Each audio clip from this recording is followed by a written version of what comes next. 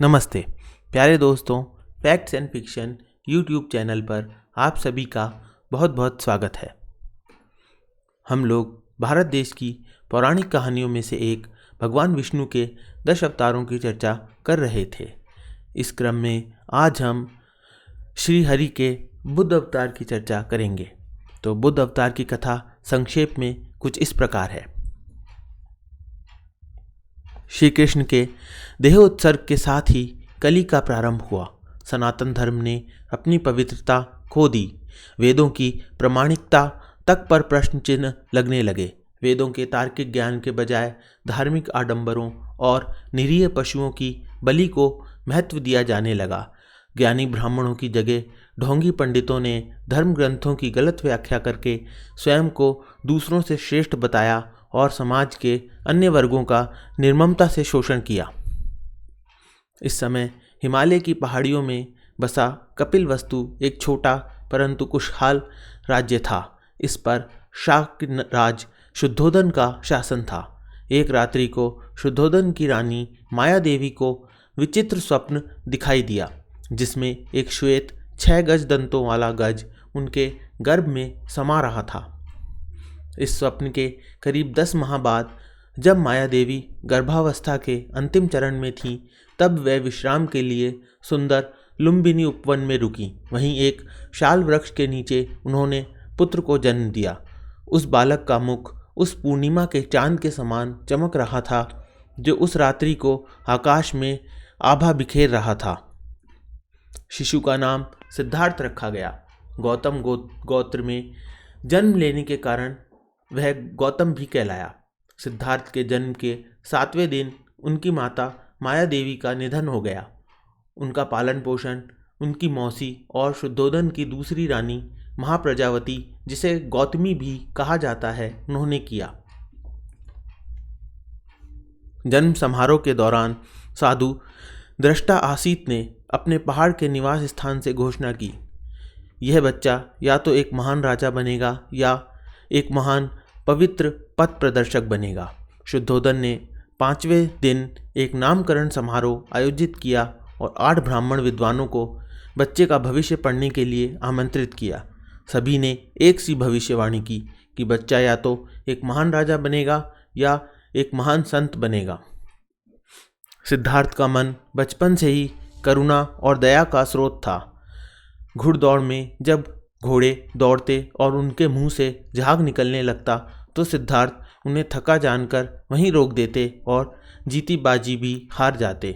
सिद्धार्थ ने चचेरे भाई देवदत्त द्वारा तीर से घायल किए गए हंस की सहायता की और उसके प्राणों की रक्षा की। सिद्धार्थ ने गुरु विश्वामित्र के पास वेद और उपनिषद को तो पढ़ा ही, राजकाज और युद्ध विद्या की भी शिक्षा ली। कुश्ती, घुड़दौड़, तीर कमान और रथ चलाने में उनकी कोई बराबरी नहीं कर पाता था। 16 वर्ष की आयु में सिद्धार्थ का विवाह एक सुंदर राजकुमारी यशोधरा के साथ हुआ। पिता द्वारा ऋतुओं के अनुरूप बनाए गए वैभवशाली और समस्त भोगों से युक्त महल में वे यशोधरा के साथ रहने लगे, जहां उनके पुत्र राहुल का जन्म हुआ। राजा शुद्धोदन सिद्धार्थ के लिए गृह त्याग की भविष्यवाणी से आशंकित थे। इस कारण उन्होंने उनके लिए विलास के सभी साधन जुटा दिए।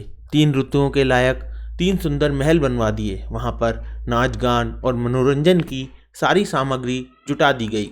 दास दासी उनकी सेवा में रख दिए गए, परंतु ये सब संसारिक चीजें सिद्धार्थ को बांध नहीं सकीं। एक दिन वसंत ऋतु में सिद्धार्थ अपने सारथी चन्न के साथ रथ पर भ्रमण के लिए निकले। उन्हें सड़क पर एक बूढ़ा आदमी दिखाई दिया। उसके दांत टूट गए थे, बाल पक गए थे, शरीर टेढ़ा हो गया था। हाथ में लाठी पकड़े धीरे धीरे कांपता हुआ वह सड़क पर चल रहा था। तब चन्न ने उन्हें बताया कि यह एक वृद्ध है। तो सिद्धार्थ ने पूछा, क्या मैं भी वृद्ध हो जाऊंगा? चन्न ने कहा, कुमार, एक न एक दिन सभी मनुष्यों को वृद्ध होना है और वृद्धावस्था का दुख झेलना उनकी नियति है। यह सुनकर सिद्धार्थ का मन सिहर उठा। दूसरी बार कुमार जब बगीचे की सैर के लिए निकले तो उनके सामने एक रोगी आ गया। उसकी सांसें तेजी से चल रही थीं, कंधे ढीले पड़ गए थे, बाहें सूख गई थीं, पेट फूल गया था, चेहरा पीला पड़ गया था। वह बड़ी मुश्किल से चल पा रहा था। तब उन्होंने चंद से पूछा कि इस आदमी को क्या हुआ है। तो सारथी ने बताया, राजकुमार, यह असाध्य रोग से ग्रसित है। तब उन्होंने प्रश्न किया, क्या मैं भी रोग से ग्रसित हो सकता हूँ? चंद ने कहा, जीवन में प्रत्येक मनुष्य कभी ना कभी रोग से ग्रसित होता ही है। तब यह सोचकर सिद्धार्थ विचलित हो गए कि रोग का दर्द प्रत्येक मनुष्य को झेलना पड़ता है। उनके मन में समझ नहीं आया कि ये सारे दुख मानव जाति के लिए क्यों बने हैं, इनका क्या निवारण किया जा सकता है। ऐसे विचारों में खोए वह अपने महल की ओर वापस आए। तीसरी बार जब सिद्धार्थ भ्रमण के लिए निकले तो उन्हें एक अर्थी मिली। 4 आदमी उसे उठाकर लिए जा रहे थे। पीछे पीछे बहुत से लोग थे। कोई रो रहा था, कोई छाती पीट रहा था, तो कोई अपने बाल नोच रहा था। इन दृश्यों ने सिद्धार्थ को बहुत विचलित किया। उन्होंने चंद से पूछा कि अब इसे क्या हुआ है। चंद ने कहा, राजकुमार, यह व्यक्ति मर चुका है। तब सिद्धार्थ ने उससे पूछा, क्या एक दिन मैं भी मर जाऊंगा? तब सारथी ने जवाब दिया, कुमार, जो भी जीवित है उसकी मृत्यु तो निश्चित है। यह सुनकर सिद्धार्थ कांप उठे। उन्हें लगा कि इस जीवन का क्या फ़ायदा जो अपना अध्याय इतनी जल्दी पूरा कर देता है। क्या बुढ़ापा, बीमारी, मौत इसी तरह मनुष्यों को अंतहीन दुख के सागर में धकेलती रहेंगी? इनका निवारण किस तरीके से किया जाए? ये सब सोचते हुए सिद्धार्थ अपने महल की ओर वापस आए। अब भोग विलास, खान पान, नाच गान, यह सब उनके मन में नहीं चल रहा था। वे सिर्फ मानव जाति के उद्धार के विषय में सोच रहे थे। कुछ दिनों तक वह इसी विचार में लगे रहे और एक दिन जब उनका मन किसी भी कार्य में नहीं लगा तो वह बगीचे की सैर को चंद के साथ फिर से निकले। वहाँ उन्हें एक सन्यासी दिखाई पड़ा। संसार की सारी भावनाओं और कामनाओं से मुक्त प्रसन्न चित्त सन्यासी ने सिद्धार्थ को आकृष्ट किया। उन्होंने फिर चंद से पूछा, ये पुरुष कितनी शांतिमय अवस्था में है? तो चंद ने जवाब दिया कि कुमार, इन्होंने सब कुछ त्याग दिया है। यह एक विरक्त सन्यासी हैं। इन्हें जीवन, मृत्यु और धन दौलत किसी चीज़ का कोई लोभ नहीं है। यह सुनकर सिद्धार्थ चकित रह गए। अब उन्हें लगा कि सांसारिक दुखों से मुक्ति पाने के लिए कोई ना कोई मार्ग तो खोजना ही होगा। इस कारण उन्होंने एक कठोर निर्णय लिया।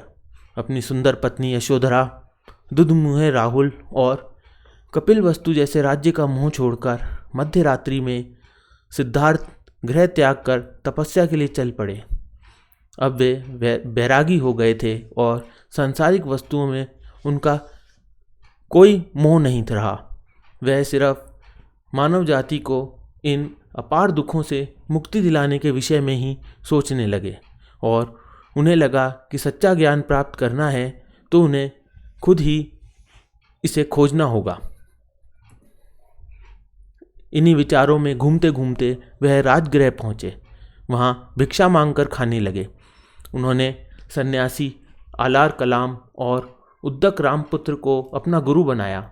उनसे योग साधनाएं सीखी, समाधि लगाना सीखा, परंतु उससे उन्हें संतोष नहीं हुआ। उन्हें लगा कि यह सच्चा ज्ञान नहीं है। फिर वह उरुवेला के जंगलों में पहुँचे और ज्ञान प्राप्ति के लिए तरह तरह से तपस्या करने लगे।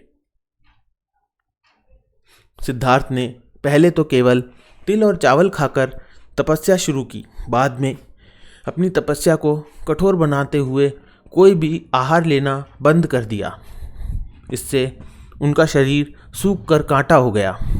वह प्रतिदिन के कार्य भी बड़ी मुश्किल से ही कर पाते थे। 6 साल बीत गए परंतु सिद्धार्थ की तपस्या सफल नहीं हुई।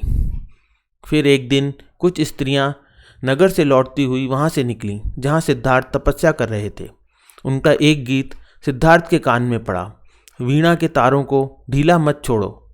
ढीला छोड़ देने से उनका सुरीला स्वर नहीं निकलेगा, पर तारों को इतना कसो भी मत कि वे टूट जाएं। बात सिद्धार्थ को जच गई। वे मान गए कि नियमित आहार विहार से ही योग सिद्ध होता है। अति किसी बात की अच्छी नहीं। किसी भी प्राप्ति के लिए मध्यम मार्ग ही ठीक होता है और इसके लिए कठोर तपस्या करनी पड़ती है। समीपवर्ती गांव की एक स्त्री सुजाता को पुत्र हुआ। वह बेटे की लिए एक पीपल वृक्ष से मन्नत पूरी करने के लिए सोने के थाल में गाय के दूध की बनी खीर लेकर पहुंची। सिद्धार्थ वहां ध्यान लगाए बैठे थे। उस स्त्री को लगा मानो पीपल वृक्ष ही पूजा लेने के लिए शरीर धरकर बैठे हैं। सुजाता ने बड़े आदर से सिद्धार्थ को खीर भेंट की और कहा, जैसे मेरी मनोकामना पूरी हुई उसी तरह आपकी भी हो। सिद्धार्थ ने वह स्वादिष्ट खीर खाकर उपवास तोड़ा। उनके शरीर को इससे बड़ी शांति मिली। उसी रात को ध्यान लगाने पर सिद्धार्थ की साधना सफल हुई। उसे सच्चा बोध हुआ। तभी से सिद्धार्थ बुद्ध कहलाए। जिस पीपल वृक्ष के नीचे सिद्धार्थ को बोध मिला वह बोधि वृक्ष कहलाया और गया का समीपवर्ती वह स्थान बोध गया के नाम से प्रसिद्ध हुआ। 4 सप्ताह तक बोधि वृक्ष के नीचे रहकर धर्म के स्वरूप का चिंतन करने के बाद बुद्ध धर्म का उपदेश देने निकल पड़े। आषाढ़ की पूर्णिमा को वे काशी के पास मृगदांव, जिसे वर्तमान में सारनाथ कहते हैं, वहां पहुंचे। वहीं पर उन्होंने सर्वप्रथम धर्मोपदेश दिया और प्रथम 5 मित्रों को अपना अनुयायी बनाया। फिर उन्हें धर्म प्रचार करने के लिए भेज दिया। इस घटना को धर्म चक्र प्रवर्तन कहा जाता है। उसके बाद बुद्ध पुनः उरुवेला पहुँचे और कश्यप नामक ब्राह्मण को अपना शिष्य बनाया। मगध नरेश बिंबिसार को यज्ञ में निरीह पशुओं की बलि न देने को प्रेरित किया। बिंबिसार भी बुद्ध के शिष्य बन गए। बुद्ध ने अपने धर्म का प्रचार संस्कृत के बजाय सीधी सरल लोक भाषा पाली में किया। उनके सीधे और सच्चे धर्म की लोकप्रियता तेजी से बढ़ने लगी और उनके शिष्य अनेकों की तादाद में बढ़ते रहे। इनमें से आनंद बुद्ध के प्रिय शिष्य थे। बुद्ध आनंद को संबोधित करके अपने उपदेश देते थे। फिर जब उनका पुत्र राहुल उनके दर्शन के लिए आया और उसने विनीत भाव से पिता की संपत्ति में अपना हिस्सा मांगा तो बुद्ध ने उसे भी बौद्ध संघ में दीक्षित कर लिया। फिर उन्होंने अपनी दुखियारी पत्नी यशोधरा को शिक्षा देकर उसके दुखों का निवारण किया। बुद्ध ने 80 वर्ष की आयु तक अपने धर्म का प्रचार प्रसार किया। पाली सिद्धांत के महापरिनिर्वाण सूत्र के अनुसार 80 वर्ष की आयु में बुद्ध ने घोषणा की कि वे जल्दी ही परिनिर्वाण के लिए रवाना होंगे, अर्थात मोक्ष के लिए प्रस्थान करेंगे। बुद्ध ने अपना आखिरी भोजन कुंडा नामक लोहार से एक भेंट के रूप में प्राप्त किया। किसी कारणवश वह भोजन जहरीला हो गया, जिसे ग्रहण करने से बुद्ध गंभीर रूप से बीमार पड़ गए। बुद्ध ने अपने शिष्यों को निर्देश दिया कि वह कुंडा को समझाएं कि उसने कोई गलती नहीं की है। यह भोजन अतुल्य और अत्यंत स्वादिष्ट है। बुद्ध ने 483 ईसा पूर्व 80 वर्ष की आयु में अपने नश्वर शरीर को त्याग दिया और परमात्मा में विलीन हो गए। ज्ञान प्राप्ति के बाद का संपूर्ण जीवन उन्होंने मानव कल्याण के लिए लगाया। वह ज्ञान को केवल अपने तक सीमित नहीं रखना चाहते थे। इस कारण उन्होंने मानव जाति के कल्याण के लिए अष्टांगिक मार्ग का अमर ज्ञान दिया। अष्टांगिक मार्ग में 8 बातें होती हैं जो हैं सम्यक दृष्टि, सम्यक संकल्प, सम्यक वाक, सम्यक कर्मांत, सम्यक जीविका, सम्यक व्यायाम, सम्यक स्मृति और अंत में सम्यक समाधि।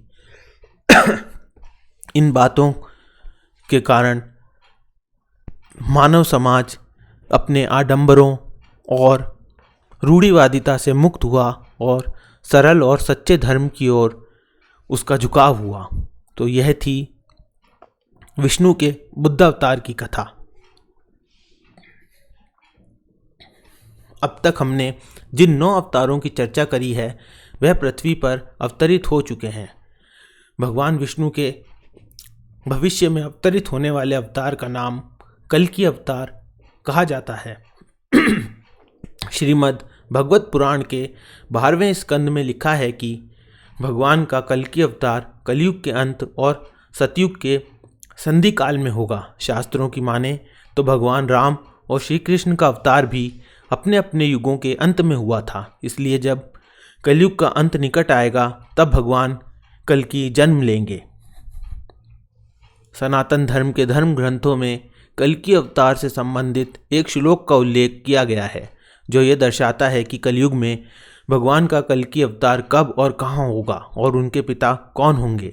यह श्लोक इस प्रकार है। संभल ग्राम मुख्यस्य ब्राह्मणस्य महात्मनः भवने विष्णु यशस् कल्कि प्रादुर्भविष्यति। अर्थात संभल ग्राम में विष्णु यश नामक श्रेष्ठ ब्राह्मण के पुत्र के रूप में भगवान कल्कि का जन्म होगा। भगवान विष्णु का कल्कि अवतार निष्कलंक अवतार के नाम से भी जाना जाएगा। इस अवतार में उनकी माता का नाम सुमति बताया गया है। इसके अलावा उनसे 3 बड़े भाई भी होंगे जो सुमंत, कवि और प्राज्य के नाम से जाने जाएंगे। याज्ञवल्क्य जी उनके पुरोहित और भगवान परशुराम उनके गुरु होंगे। पुराणों में बताया गया है कि कलयुग के अंत में भगवान ये अवतार धारण करेंगे और अधर्मियों का अंत करके फिर से धर्म की स्थापना करेंगे। अभी कलयुग का कुछ ही समय बीता है, इसलिए माना जाता है कि अभी इस अवतार के होने में काफ़ी समय शेष है। कल्कि देवदत्त नामक घोड़े पर सवार होकर अपनी तलवार से दुष्टों का संहार करेंगे और फिर से सतयुग प्रारंभ होगा। इस प्रकार भगवान द्वारा कलयुग का अंत करके धर्म की स्थापना की जाएगी। तो यह थे भगवान विष्णु के संपूर्ण 10 अवतारों का संक्षेप में वर्णन। आशा करता हूँ यह वीडियो आपको पसंद आया होगा। इस वीडियो को अंत तक देखने के लिए आपका धन्यवाद। धन्यवाद दोस्तों।